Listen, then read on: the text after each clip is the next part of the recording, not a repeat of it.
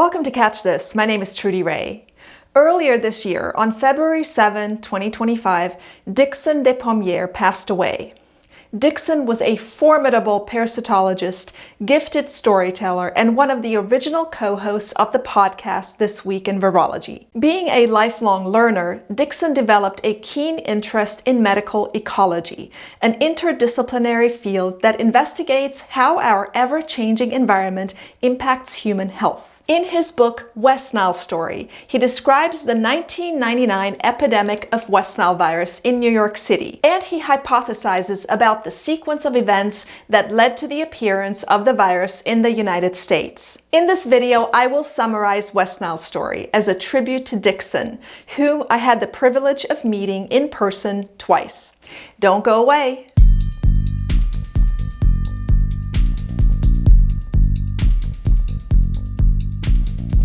During the summer and fall of 1999, several thousand people in New York City came down with a mysterious illness that was characterized by fever, headache, and other flu-like symptoms.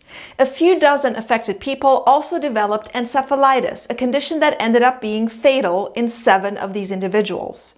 Around the same time, countless dead crows materialized in parks across the city, and numerous exotic birds in the Bronx Zoo and a few horses on Long Island fell ill and died.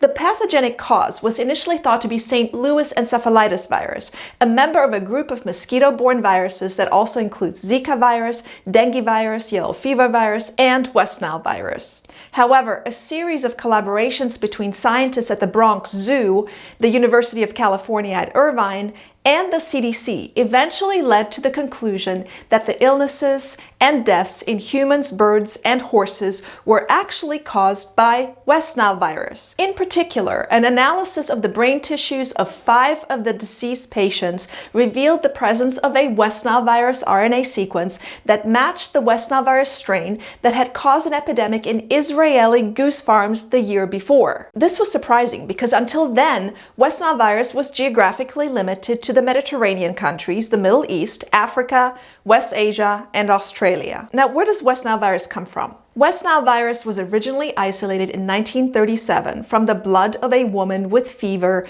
living in the West Nile region of Uganda. The virus typically cycles between mosquitoes and birds, but it can also be transmitted to humans, horses, and other animals through the bite of at least 7 different species of mosquito. Although there is no clear evidence for how West Nile virus was introduced into the US, most theories involve the arrival of an infected bird, mosquito, or human from Africa or the Middle East. Because the West Nile virus strain isolated in New York City in 1999 was the same as the one that circulated in Israel the year before, Dickson suggested the following hypothetical scenario. A farm worker or visitor on a goose farm in Israel likely became infected with West Nile virus, then traveled to New York City while still harboring virus in their bloodstream. Shortly upon arrival, this individual may have been bitten by a West Nile virus transmitting mosquito, possibly at the Bronx Zoo, which then transmitted the virus to others, initiating the epidemic in New York. West Nile virus outbreaks occur mostly during hot, dry weather, just like the weather conditions in New York City during the summer of 1999. Culex pipiens, the dominant mosquito vector for West Nile virus, preferentially feeds on birds. However, when rainfall is limited, birds tend to migrate away in search of water. With fewer birds to feed on, Culex pipiens mosquitoes switch to humans and other organisms for their blood meals. The coincident rising energy costs during that summer caused many swimming pool owners in New York to shut off their pool pumps, allowing the pools to become stagnant breeding ponds for Culex pipiens and other West Nile virus transmitting mosquitoes. This unfortunate combination of economic circumstances and environmental conditions could have easily allowed a single West Nile virus infected person to introduce the virus into New York City and allow it to gain a foothold in its new niche. Dickson optimistically noted that the 1999 West Nile virus epidemic resulted in the establishment of lines of communication among groups that heretofore had never been in contact with one another, and that continuation of these interactions most likely will lead to a stronger surveillance system for all kinds of diseases, regardless of whether they affect humans and wildlife. In line with this thinking, public health agencies across the world have gradually adopted a One Health approach to disease prevention, which aims to achieve optimal health outcomes by monitoring the interplay between humans, animals, and plants in their shared environment. West Nile's story describes in detail the various ways in which mosquitoes impact our ecosystem, and it does not downplay their potential threat to humans.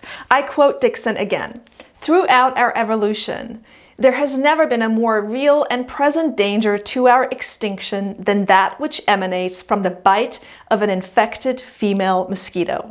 Attacks by saber-toothed tigers, poisonous snakes, noxious insects, aggressive tribes of Neanderthals, droughts, floods, famines, volcanic eruptions, earthquakes, and other such hazards of our earliest days on this planet pale by comparison to the destruction wreaked upon our species by infections delivered to our bloodstream through her dainty, hypodermic, needle-like mouthparts." That quote really sends shivers down my spine.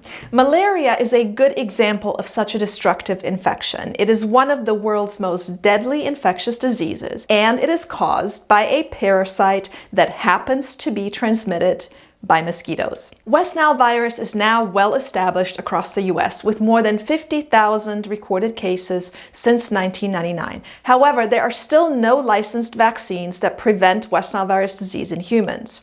There are also no specific treatments. Supportive care can be used to alleviate symptoms and prevent complications, but the most effective way to prevent infection is by preventing mosquito bites in the first place through the use of insect repellent and other strategies which prevent many other infections as well. That's it for today. Thanks for listening. Rest in peace, Dickson. My name is Trudy Ray, and I'll see you next time on Catch This.